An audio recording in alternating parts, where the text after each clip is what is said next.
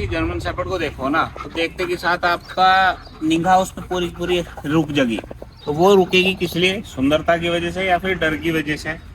या तो आप डर के उससे जर्मन शेफर्ड को देख के रुक जाओगे या फिर उसकी ब्यूटी इतनी ज़्यादा है कि उस पर निगाह रुकी जाएगी, आप हटोगे नहीं बिल्कुल भी। तो ये सारी चीज़ है।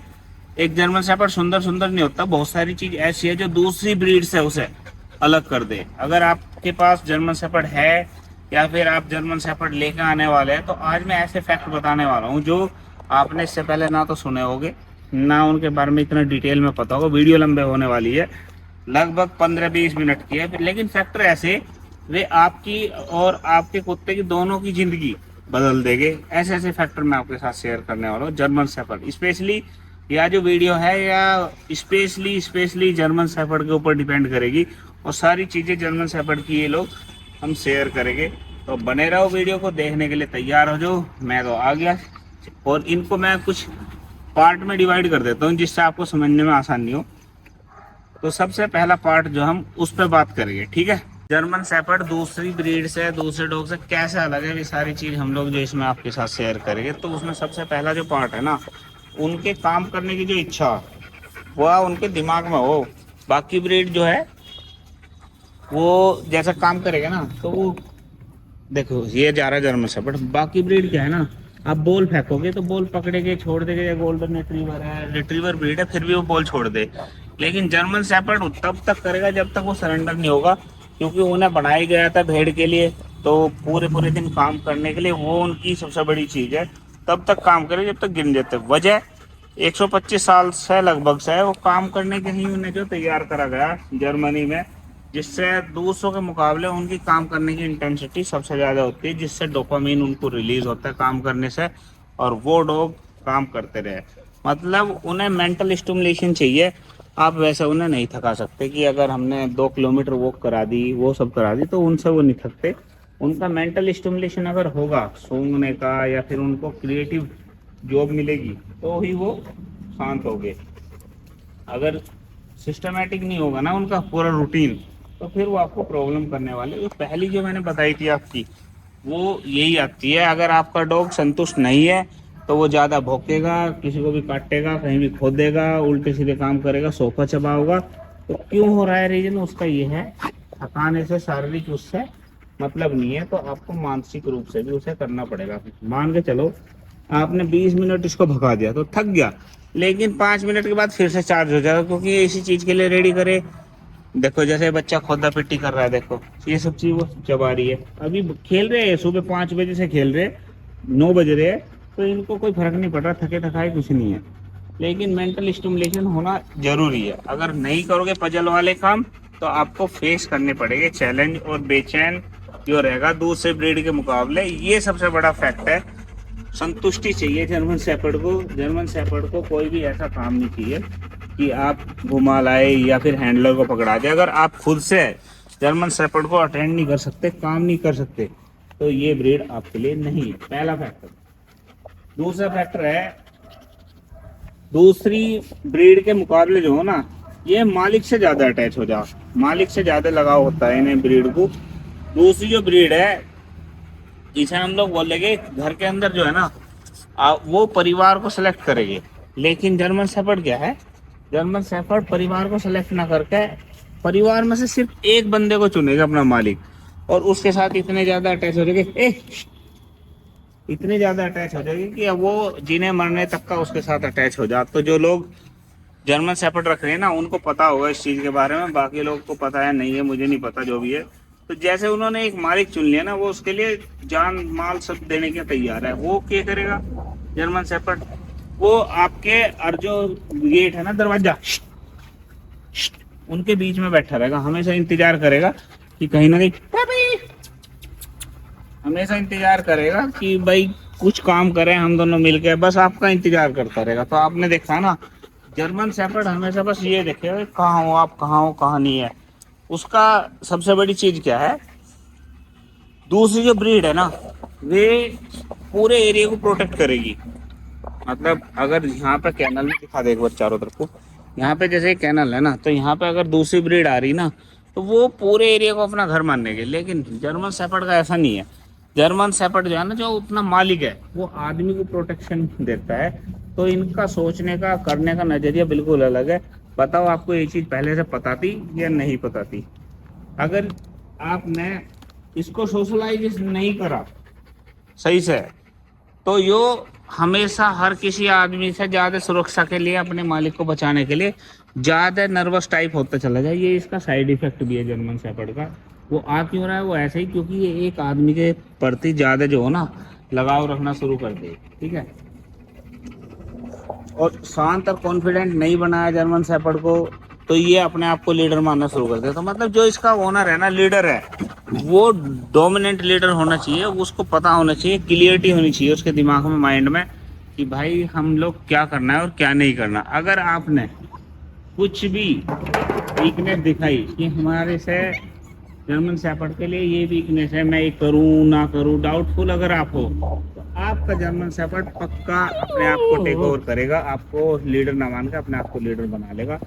इससे आपके डॉग में एंजाइटी प्रॉब्लम ये सब चीजें आ रही है, जिससे वो लोगों को बार बार अटैक कर रहा है, पूरी रात चिल्ला रहा है। बस इसका सॉल्यूशन एक है, जब वो अकेला रहता है ना, जब वो बिल्कुल अकेला रहता है कमरे में या फिर क्रेट में, तो उसे बताओ कि वो सुरक्षित है, उसे कोई खतरा नहीं है, और ना ही उसे अब जरूरत है प्रोटेक्शन करने की। तो इससे आपकी एंजाइटी वाले इशू ये सारे दूर हो जाएंगे, जो मेरा अभी तक का मानना है। अब आ जाते हैं पॉइंट नंबर 3 पे, इंटेलिजेंस लेवल इन लोगों का, जर्मन शेफर्ड का। वो क्या है? जो वर्ल्ड की 3 सबसे टॉप इंटेलिजेंट ब्रीड है ना, उनमें से एक जर्मन शेफर्ड है। तो क्या ये बात आपको पता थी जो मैंने बताई है? तो आप बताओ इस चीज के लिए। इसका मतलब ये है, कॉमन तो है नहीं, ये हर एक चीज नहीं करके, मतलब ये आपका पैटर्न फॉलो करते हैं, आपकी दिनचर्या फॉलो करते हैं, या आपकी आदत सीखते हैं। जो ओनर है ना, जो फैमिली जिस तरीके से रिएक्ट करेगी उसी तरीके से ये लोग रिएक्ट करेंगे, उसी तरीके से ये लोग देखेंगे। वही इनका है। उदाहरण मैं बताऊं, एक गोल्डन रिट्रीवर है या फिर कोई और ब्रीड है, आपने उसे 4-5 बार मना कर दिया, लेकिन क्या है, उसको समझ में नहीं आया, कल फिर वो क्या करेगा, वो भूल जाएगा उस चीज को, उस पर ज्यादा रेपिटेशन करने पड़ेंगे।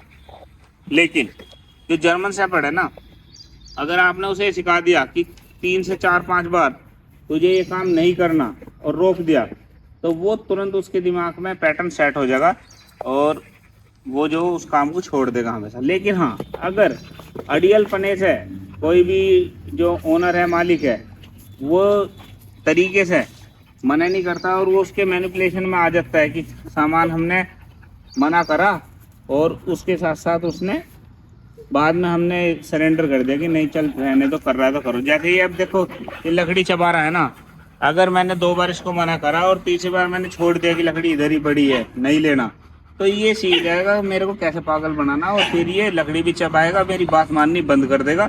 लेकिन अगर मैंने स्ट्रिक्टली रूल रखा अपना कि नहीं चबाना तो नहीं चबाना, लीडरशिप है, तो डॉग 101% गलती नहीं करेगा। ये हमारा पैटर्न सीखते हैं। तो सबसे बड़ी चीज यही थी जो मैंने एकदम पकड़ के आपको बताया। आपको अपने उसूलों पे खरा होना चाहिए अपने डॉग के साथ। जर्मन शेफर्ड के साथ अगर आप रख रहे हो ना, तो ये चीज आपके पास सबसे ज्यादा जरूरी होनी चाहिए। जो बोल दिया वो सही है। जर्मन शेफर्ड हैंडलर की ऐसे की जरूरत हो जो डोमिनेंट और बिल्कुल क्लियर माइंड वाला हो, उसे कोई ऐसा नहीं होना चाहिए टाल मटोल कर दिया। अगर आप ऐसे हो ना, टाल मटोल कर दिया, कभी आपने यस बोल दिया, कभी नहीं, आज ट्रेनिंग करी आज नहीं करी, तो उससे उसकी परफॉर्मेंस तो डाउन होगी। वो आपको पागल बनाना सीख जाएगा। नियम बदले अपने रूटीन के, उसे पता चल गया करियो, तो फिर तो वो नो मानो आपको घुमा देगा। या एक इतना इंटेलिजेंस लेवल है इस ब्रीड का कि जहां मान के चलो, जैसे यहाँ एक जगह है और यहाँ पर हमने बंद कर दिया इन डॉग को, तो कुछ ब्रीड तो यही जिंदगी काट देगी। लेकिन अगर इसको यहाँ पे कंफर्टेबल नहीं है या इसको यहाँ पे खतरा महसूस हो रहा है, कुछ करना है ना, तो दिमाग लगा के, चाहे खड्डा खोद के निकल कर भागना या गेट कैसे खोलना, वो सारे दिमाग में इसके भरा पड़ा है, दबा दबा कर। तो ये सबसे बड़ी चीज है। और फिर आ जाते हैं हम, सबसे बड़ी चीज